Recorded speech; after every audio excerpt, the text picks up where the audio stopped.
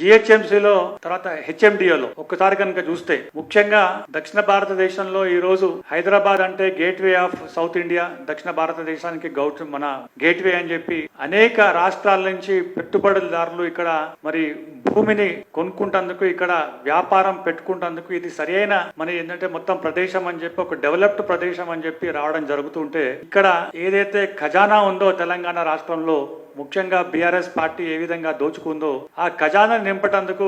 కొత్తగా real estate tax అని పట్టుకొచ్చినారు. 2000 గజాలు జిహెచ్ఎంసీ పరిధిలో ఉంటే వాళ్ళ పర్మిషన్స్ అన్ని కూడా మరి ఆపి వాళ్ళ లిస్టు కూడా మొత్తం తీసుకోవడం కూడా జరిగింది. అలాగే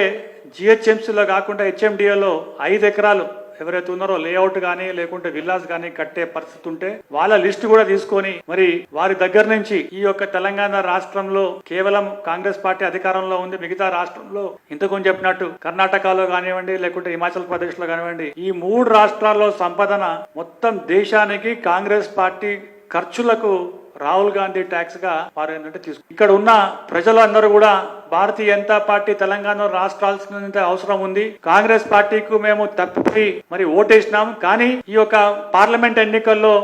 నరేంద్ర మోదీ గారి ప్రభుత్వం వల్ల మేము లబ్ధి పొందున్నామని చెప్పి అనేకమైన సందర్భంలో ప్రతి ఒక్క గ్రామాల్లో, వాడాల్లో, నగరాల్లో, వార్డులో కూడా ప్రతి ఒక్కరు కూడా చెప్పడానికి చూసి ఈరోజు మరి రేవంత్ రెడ్డి గారు ప్లస్ కాంగ్రెస్ పార్టీ నాయకులు పదే ప్రెస్ మీట్ పెట్టి రిజర్వేషన్లు రద్దు చేస్తాం మేము, తర్వాత ఈ యొక్క అక్రమాల గురించి మరి బీఆర్ఎస్ పార్టీ బీజేపీ పార్టీ ఒకటే అని చెప్పి వాటి మీద ఏంటంటే చర్యలు తీసుకుంటలేరని చెప్పి పదే చెప్పడం భారతీయ జనతా పార్టీ తీవ్రంగా ఖండిస్తుంది. మీ యొక్క ఏంటంటే వ్యవహారాన్ని చూస్తుంటే ఏంటంటే సమాజంలో ఎలాగైనా చీల్చి మీరు అధికారంలో రావాలని చూస్తున్నారు, దీనికి భారతీయ జనతా పార్టీ అడ్డుకట్టేస్తుందని చెప్పి కూడా మీకు మేము హెచ్చరిస్తున్నాం. ఈ రోజు మీరు ఒక చిల్లర రాజకీయాలు ఒక నీచానికి నీచిపోయి అమిత్ షా గారు సిద్దిపేటకు వచ్చినప్పుడు మరి వారు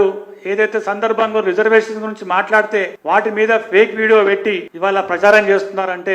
అంతకన్నా దౌర్భాగ్యమైన స్థితి ఈ యొక్క భారతదేశంలో రాజకీయ చరిత్రలో ఎక్కడ కూడా లేదని చెప్పి కూడా మేము ఈ సందర్భంగా చూస్తున్నాం.